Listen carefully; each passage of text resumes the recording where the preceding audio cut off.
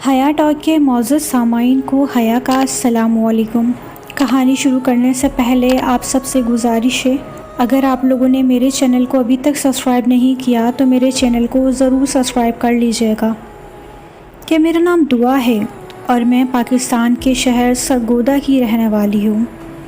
बचपन में ही मेरा एक कज़न मुझे पसंद करता था, लेकिन तब मुझे उसमें कोई दिलचस्पी नहीं थी क्योंकि मुझे प्यार की इतनी समझ ही नहीं थी, और वैसे भी मेरा रहन सहन लड़कों जैसा था। वक्त गुज़रता गया और मुझे उसमें दिलचस्पी होने लगी। फिर एक दिन उसने मुझे प्रपोज़ किया और मैंने हाँ कर दी। बचपन की मोहब्बत का अपना ही एक मज़ा होता है।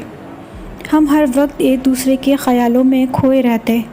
एक दूसरे को दूर से देख लेना ही हमारे लिए मुलाकात होता था। हमें डर भी रहता था कि हमारी मोहब्बत का किसी को पता न चल जाए। वो वक्त भी मेरी ज़िंदगी का सबसे खूबसूरत वक्त था। फिर उसे पढ़ाई करने के लिए पेशावर शहर जाना पड़ा। मैं हर वक्त उसके ख़यालों में खोई रहती और उसका इंतज़ार करती। 5 साल गुज़र गए मगर कभी उसे देखा भी नसीब ना हुआ। फिर हमें उसकी भाई की शादी का दावतनामा मिला। वो सिर्फ़ दावतनामा नहीं बल्कि मेरे लिए उससे मिलने का मौका था। हम सब शादी पर चले गए और फिर वहाँ मैंने उसे देखा। उसे देखते ही मैंने उसके पास पहुँच गई और उससे बात करने लगी। वो कहने लगा कि आप कौन? सॉरी, मैंने आपको पहचाना नहीं। ये सुनकर मेरा दिल तकलीफ़ से चौंक उठा। जिसका कई सालों तक इंतज़ार किया वो तो मुझे पहचानने से भी इनकार कर गया। लेकिन फिर मुझे समझ आया कि गलती उसकी नहीं बल्कि 5 सालों की है। पहले मैं लड़कों की तरह रहती थी, लेकिन अब मैं जवान हो चुकी थी और लड़कियों की तरह रहने लग गई थी। फिर जब उसे पता चला कि मैं उसकी बचपन की दोस्त दुआ हूँ तो वो मुझसे माफ़ी मांगते हुए कहने लगा कि तुम तो बहुत बदल गई हो। फिर उसने मुझे अपना फ़ोन नंबर दिया और जब मैं घर वापस आई तो मैंने उसे मैसेज कर दिया और इस तरह हमारी आपस में बात होने लगी।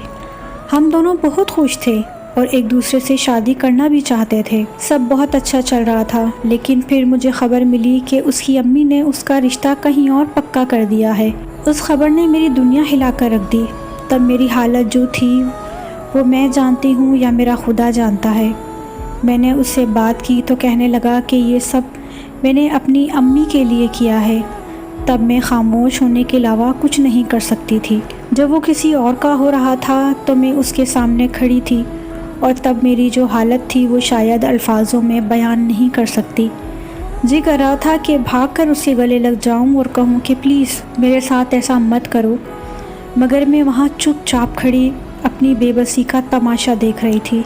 वो मेरी आंखों के सामने किसी और का हो गया, जो शख्स मुझे हर कीमत पे चाहिए था।